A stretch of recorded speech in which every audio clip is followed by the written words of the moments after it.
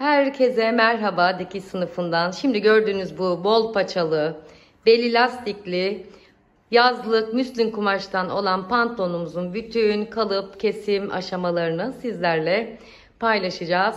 Dikiş sınıfında kalın. Hem merhaba hem kolay gelsin diyelim şimdilik. Selamlar dikiş sınıfından yeniden hobi pantolon tulum sayısından modelimiz ve daha önce dikmiş olduğumuz, hatta kenarına not aldığım Fatma dikti. Okey demişim bu kalıba. Yani bu kalıbı biz çok sevmişiz anlamında söylüyorum. Şimdi biz beli lastikli, cepsiz bir pantolon dikeceğiz. Lastikli, geniş paçalı ve yazlık olacak. Müslin kumaştan dikmeyi düşünüyoruz. Ebru'cum gösterebilir misin kumaşımızı da? Cep yapmayacağız bunda. Daha sonraki bir anlatımda da cep anlatımımızı yaparız ama cep anlatımı da var geçmiş videolarımızda, bakabilirsiniz. Her videoda her seferin her ayrıntıyı anlatmak videolarımızı çok uzun tutuyor. Ön pantolon kalıbımızı çıkardık. Boyumuzu kendi boyumuza göre ayarlıyoruz. Şekline göre uzatıyoruz. Bütün işlemleri biz kalıp üzerinde yapıyoruz gördüğünüz gibi ki kumaşta 10 kere 10 kere uğraşmayalım diye. Evet, şimdi gerekli şeyleri yapıyor Ebru. Arka pantolondayız. Bakın beline ne çizdik? Biz 5 santim lastik payı çizdik. Kalıbımızda kemer ayrı çalışılmıştı. Yani kemer parçası ayrı çalışılıp dikilmişti. Biz bunu pantolonla birlikte kıvırmayı düşünüyoruz. O yüzden şuradaki kemer parçalarını aslında şuraya çizmiş oluyoruz. Kalıbı kumaşa yerleştirme, kumaşı kesime hazırlama aşamasındayız. Kenar kenara, masanın kenarına mutlaka önce bir iğneliyoruz. İlk işimiz bu. Daha sonra bundan öncesinde kumaşımızı ütülerken baktık ki bir yerinde defosu var mı, lekesi var mı, deliği var mı, gidiği var mı? Ben ne görüyorum şurada gene? Su lekesi mi? Ben genelde videodan görüyorum ya. Ütümüz de maşallahlık bir ütüdür. Şimdi bunu yaptıktan sonra kumaşımızı böyle kalıpları üzerinden kaldıralım. Ne yapıyoruz? Cetvelle şöyle bir bu tarafa doğru. Geoder cetvel de çok işe yarar. Kumaşımızı tamamen düzeltiyoruz. Düzelttikten sonra ilk önce büyük parça, yani arka ağ parçası. Niye büyük parça? Arka ağın daha oyuk oluyor. Oyuntusu. Desen yönü yok, tüy yönü yok. O yüzden aşağı yukarı yerleştirebiliriz kumaşımızı rahatlıkla. Düz boy ipliklerini kumaşın kenarına paralel olacak şekilde ölçüyoruz. Arkaya ölçtük mü? Şimdi arka pantolonumuzu ölçüyoruz. Bakıyoruz. Düz boy ipliklerini yerleştirdikten sonra, emin olduktan sonra, kenarı masanın kenarına yerleştirdikten sonra rahatlıkla kumaşımızı çizebiliriz, işaretlerini alabiliriz, dikiş payını verebiliriz, çizmeden de kesebiliriz. Artık Ebru çizmeden kesme aşamasına geldi ama siz kalıbın kenarından güzelce bir sabunla çizerek, dikiş paylarını da çizerek kesebilirsiniz. Haydi bismillah diyelim ve kumaşımızı keselim. Kumaş keserken gördüğünüz gibi makasın alt ucu masadan asla havalanmıyor. Makasımızın ucuyla kesmiyoruz. Ağzını açık tutuyoruz. Bir elimiz kalıpla kumaşımızın üzerinde oluyor. Bu da kaymasını engelliyor.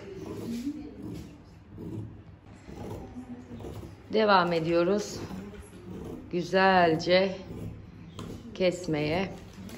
Dikiş payını verdi. Gördüğünüz gibi keserken ucu hiç tarazlanmadı, kesilen yerlerin kırtık kırtık dediğimiz o kırtıklardan olmadı. Elimiz kumaşın üzerinde. Kesim yapmak çok güzel odaklanmak gerektiriyor. Benim kursiyerlerim o kadar çok alıştılar ki başlarında bıdı bıdı konuşan bir öğretmenle kesim yapmaya. Ama bu dikkat gerektiren bir şey gerçekten. Bakın şekline göre makası ve elini döndürmesini görüyorsunuz. Oraları önemlidir hanımlar. Şimdi müslin kumaşlarda da birlikte overlock çekip birleştirebiliriz belki. Ama ben gene onu çok önermiyorum. Ayrı ayrı overlock çekip birleştirmeyi doğru buluyorum. Sadece penye kumaşlarda iki kumaşı birbiriyle birleştirip dikmeyi öneriyorum. Sizler de öyle yaparsanız daha teknik çalışmış olursunuz. Ha gayret, bitiyor kesimimiz. Az kaldı. Şöyle de yakından bir gösterelim. Dediğim gibi arka ağ her zaman daha oyuktur. Ön ağ daha kısadır. Bu işlemden sonra ne yapacağız şimdi? Overlock makinamızı bu kumaşa göre ayarlayacağız. Overlocklarını çekeceğiz.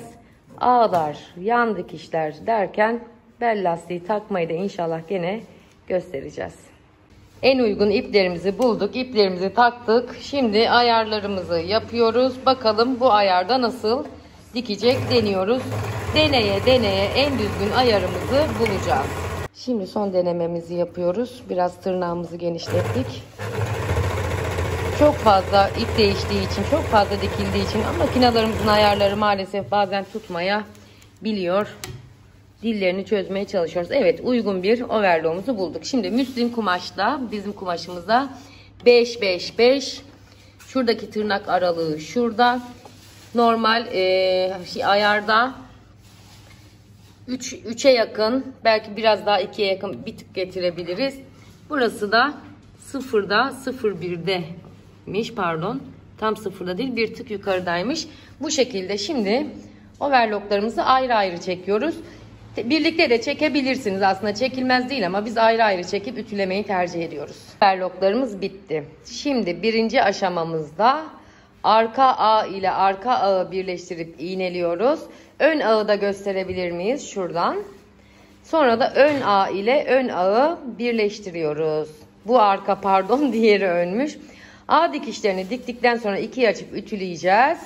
Ve devamını getireceğiz. Keselim Reyhan Hanım. İğnelerken de üstten alta doğru, yani belden ağa, belden paçaya. Onu da hiçbir zaman unutmuyoruz. Sadece şu an ağ kısmını iğneleyeceğiz.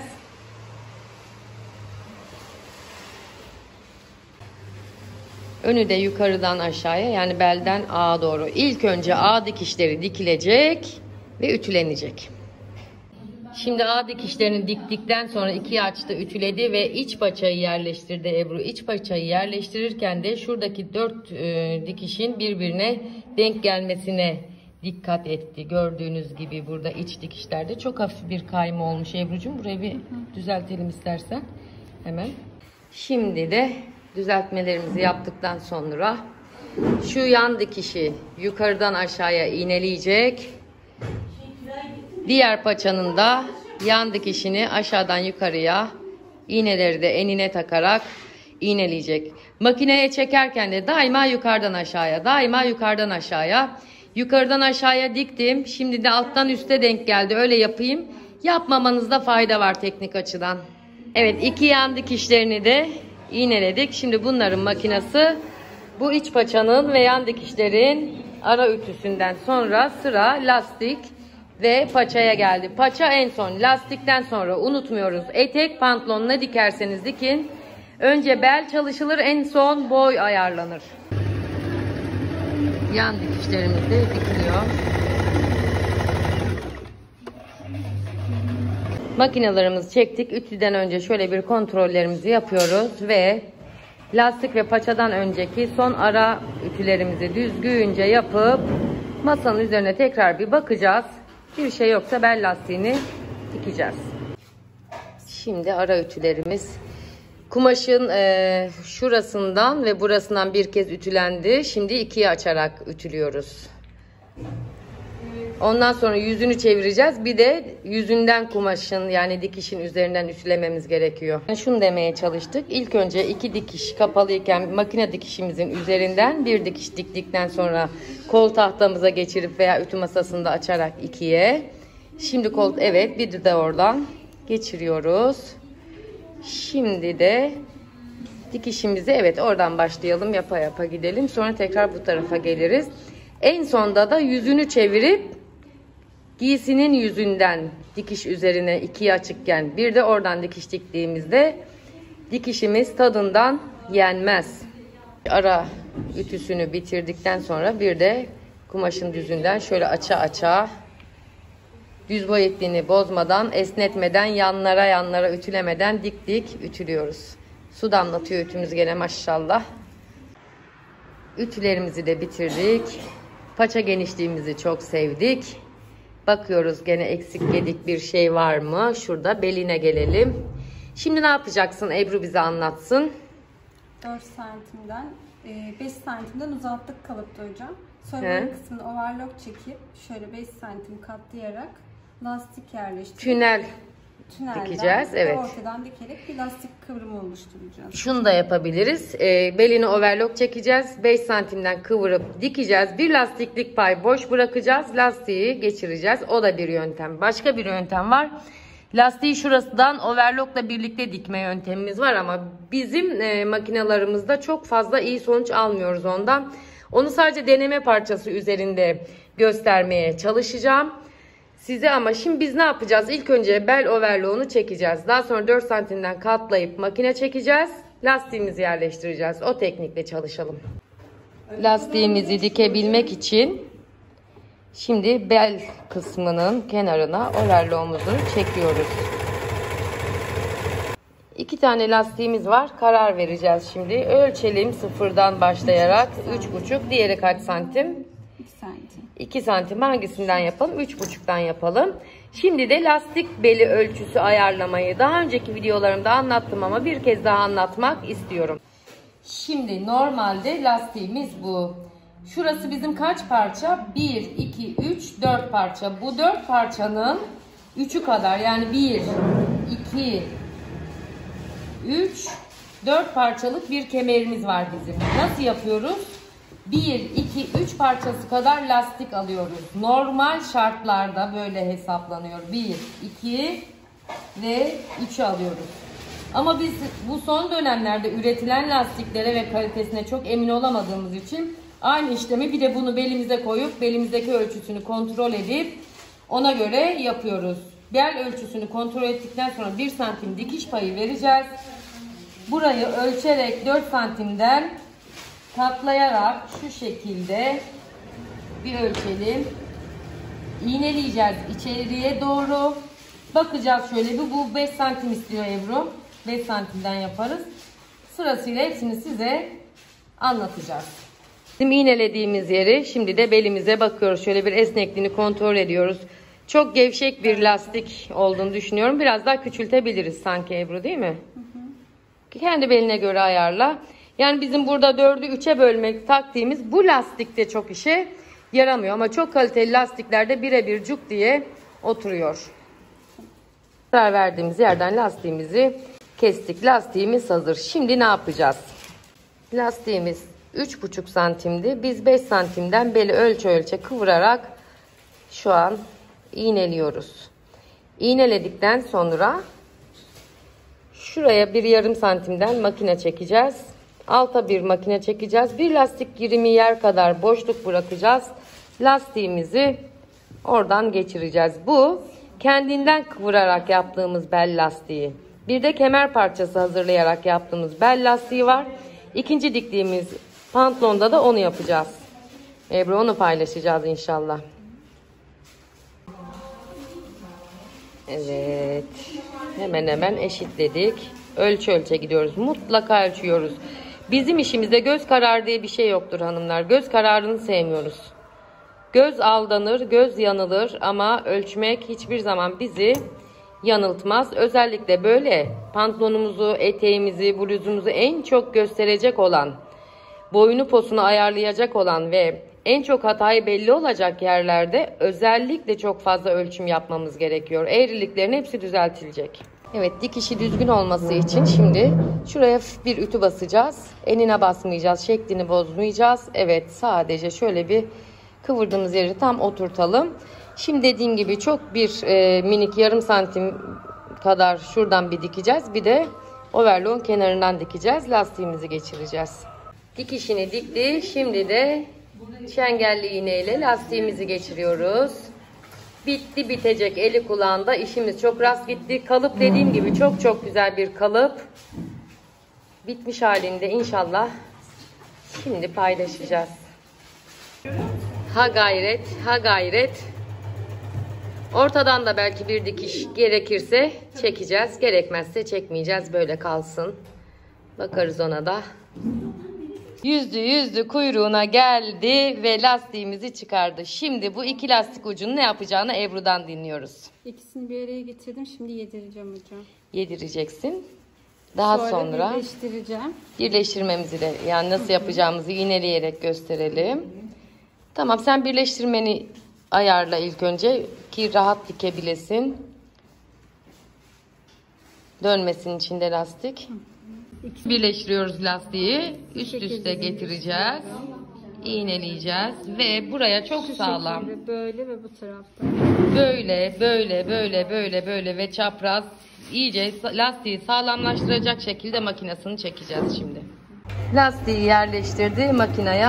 Heyecanlanmaması için ben burada videoyu kapatacağım ve Ebru diktikten sonra size göstereceğim. Kolay gelsin bakalım. Bel lastiğimiz bitti. Şurası şimdi dikilecek. Şöyle sıra geldi paçalarımızı katlamaya. Nasıl yapacağız onu da gösterelim Ebru'cuğum. Overlock'unu çektik. Kaç santimden? 2 santim hocam. 2,5, 3 olması gerekiyor. 1 santim paçada çok, etek ucunda da kullanmıyoruz. En az 2 santim. İğneleyecek ve makinesini çekecek.